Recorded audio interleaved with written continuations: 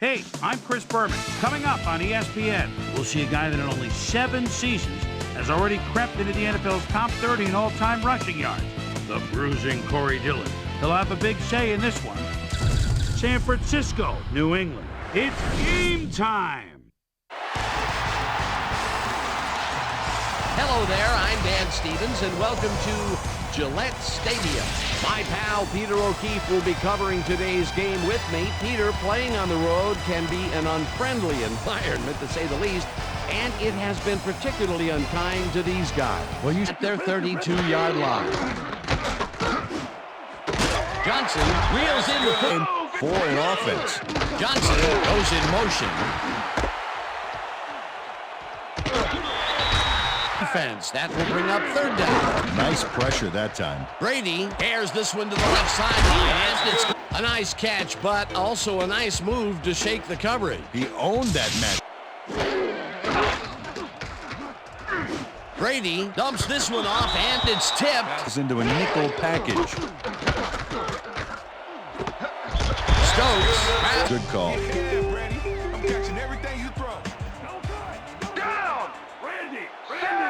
Foria goes in motion. Blue 22.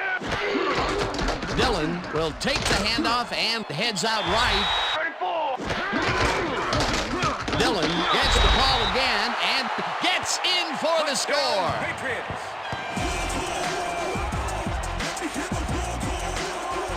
This is a nice short yardage run here, Dan. When push comes to shove, you want to be able to get the yards you need.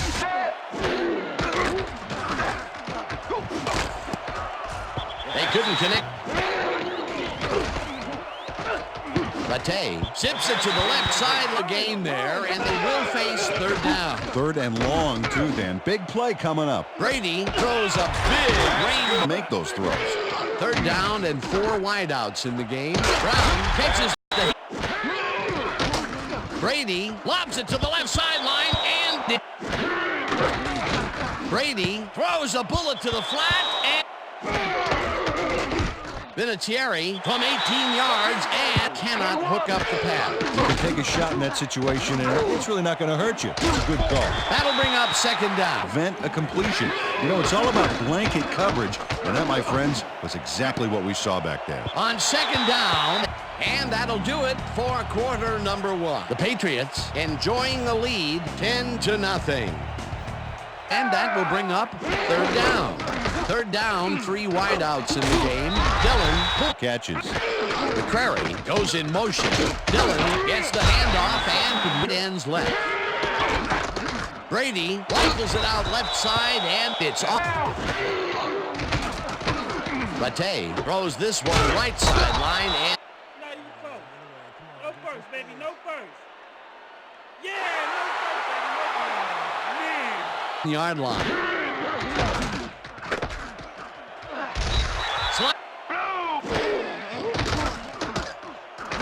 Brady gets all of his arm into this pass, and it's knocked away from the receiver, incomplete. It looks like, we've had an injury down on the field. As soon as we hear anything, we'll be sure to pass the information along as they start off at their own 10-yard line. Rips him down in the backfield.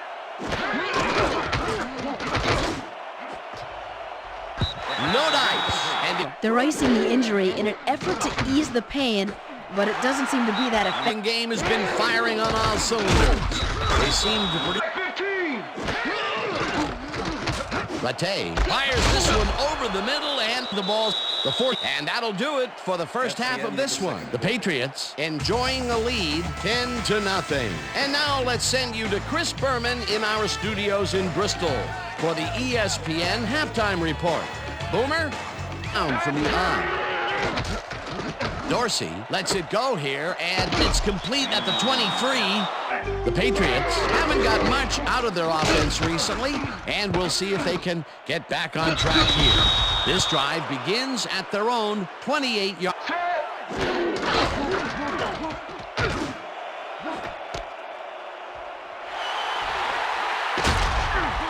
Tackled at the 12. Check out this replay, Dan. Watch the focus here. He's got it, and I must say that was some clever maneuvering to get it. McCrary goes in motion. Brown catches it left sideline and is at the... And they said he got hooked in the eye. They're patching him up right now. And it looks like he should be ready to come back in soon. Good to you, Dan. Thanks. Oh, he came to play today.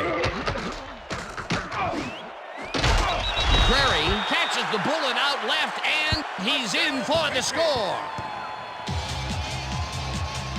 Tom Brady makes a terrific completion in double coverage here. Wow. Now that is one confident QB. Peter, that... Dorsey goes it to the left sideline, and... Dorsey zings it to the right side, and... Dorsey passes this one, and it's caught at the 32. Wilson makes the catch on the right. Dorsey rifles one straight to the end zone, and it's caught for the score. Brandon Lloyd had 3 guys covering him, but look what happens. Incredible catch. Peter, this touchdown was a very... McCrary grabs the rope right side. Oh, you kids at home, if you're thinking about playing D, pay attention. That's exactly what you want.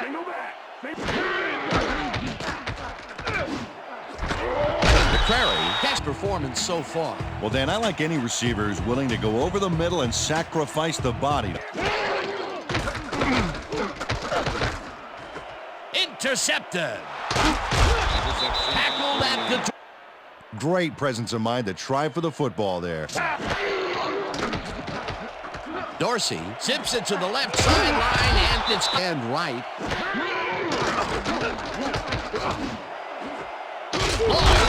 I'm glad he finally nabbed one because he's had a string of missed catches before this. Yeah, his quarterback obviously didn't lose faith in him, though, Dan, because he's kept throwing it his way. Barlow will get the handoff and runs into traffic. Tackled at the 44. It looks like, yeah, we've had an injury down on the field. As soon as we hear anything, we'll be sure to pass the information along to you.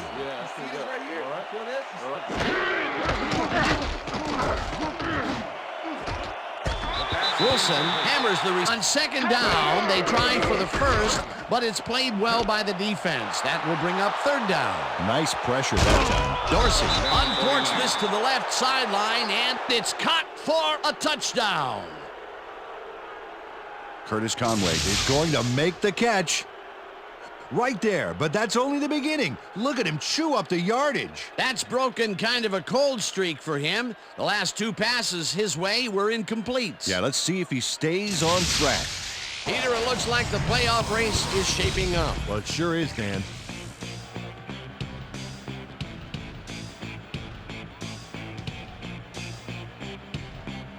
Eight-yard line.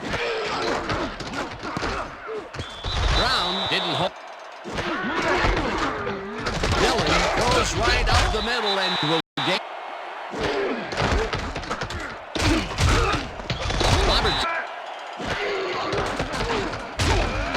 Hudson down. That time. Third down and 5 wide receivers take the field. Long puts a... Dorsey gets all of his arm into this pass, and it's intercepted. Crosses the field. Tackled. And that is going to do it for this one. The Patriots come out on top, 17-14. For my partner, Peter O'Keefe, this is Dan Stevens saying goodbye until next time.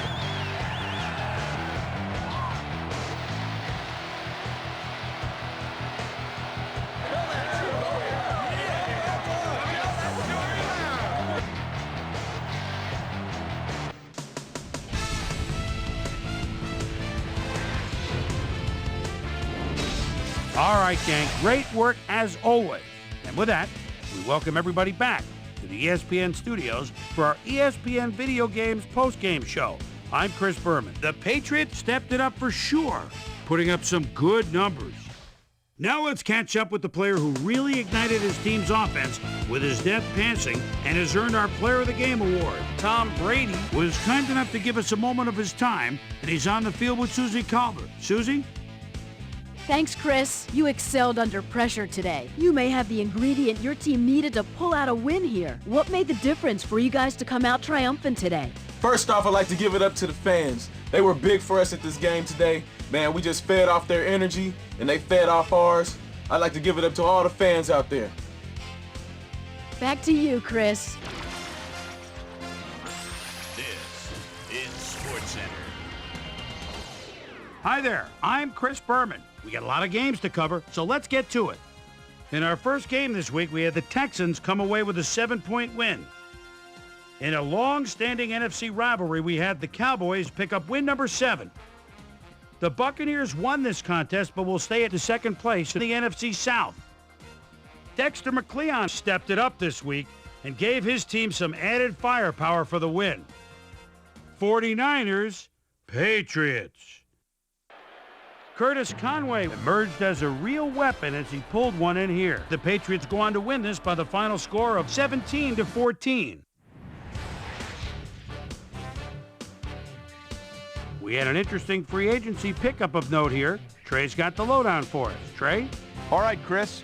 Let's switch gears and talk about players that'll have new homes in the National Football League, as free agency continues to play such a huge role in determining a team's makeup. Griffin will be on the move. You see it there. He'll be getting a nice little payday, too. 4 years, $3.8 million. Jacob Bell will also be locked up for a while as he signs a healthy 6-year contract with the Chargers. Lester Towns is on the move as he gets a contract for what can only be referred to as crazy money. 6 years, $4.6 million. Monty Rieger got snatched up as well, and he signs a 2-year contract with the Redskins. Jake Delhomme took to the air for over 300 yards and helped his Panthers beat the Saints. In the home of country music, Tennessee, we had the Titans win this one to the tune of 13 points. Jaguars, Raiders. Troy Hambrick is backed up in his own territory. He tries to bounce outside. He'll have the first down. Shakes another tackle, goes down the sidelines. Wait a minute. Yes, the ref said his feet were in. He could go all the way, 73 yards. The Raiders win this one by the final score of 16-13. Over at Edward Jones Dome, we had the Rams come away with a very compelling 28-point blowout. The Bears defense got to the quarterback 4 times in their win at Chicago. We had a big injury in this one, and Trey has the lowdown for us. Trey? All right, Chris, thanks. This week had some big injuries, and we'll get to all of them, but we're going to start right here. Kevin Barlow might be the biggest loss on this list. He'll be out for the rest of the regular season. Now, on to even bigger news, as you may have already heard. Charles Tillman will miss the remainder of the season. So now that secondary is going to have to really come together if they're going to make up for his absence. So that'll do it for now. Boomer, back to you. Steelers, Bills. Drew Bledsoe calling signals at the 9-yard line. Crowd into it now. Rolls right. And look at this toss across his body, but 3 defenders, picture perfect 6. The Bills win this one by the final score of 41-21. The Dolphins won on the road and end their season on a high note.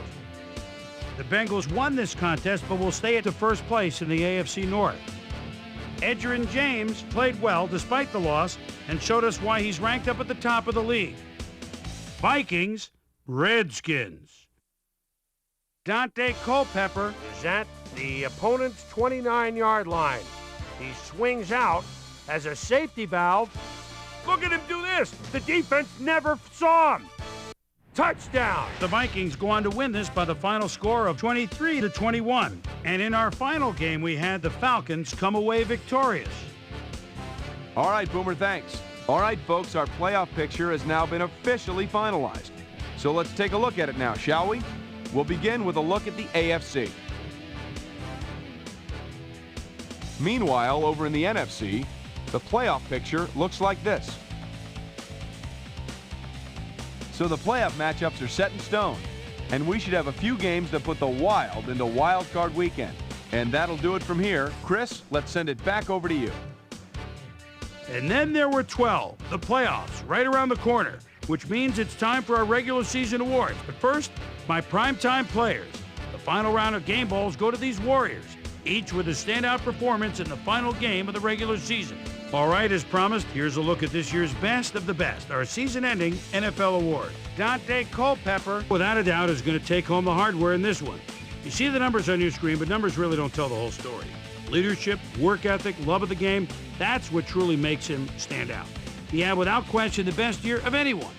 Donovan McNabb has got to be our choice for Offensive Player of the Year, and you've got to be hard-pressed to find better numbers than that.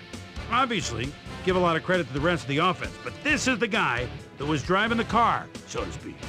Brian Dawkins gets the nod as our Defensive Player of the Year, and I'll tell you what, there was no one better at taking quarterbacks and receivers alike completely out of their game. Great season. Ben Roethlisberger comes away with the Offensive Rookie of the Year award. You know, it's very difficult to come straight from college, be handed the keys to an NFL offense, but he stepped in and did a bang-up job. Watch out. He's only going to get better with age. DJ Williams was our Defensive Rookie of the Year. Hard to think of any young linebacker with better instincts for the football than he has. He wins it in a landslide. Fred Taylor ran away with the rushing title this year. Talk about a threat out of the backfield, my friends. Finesse, speed, a surprising amount of power, which he used to bowl over the few who actually managed to lay a finger on him. What a year. That'll do it, sports fans. I'm Chris Berman, and thanks so much for joining us here in the Bristol studios. We'll see you next week right here on ESPN, the worldwide leader in sports.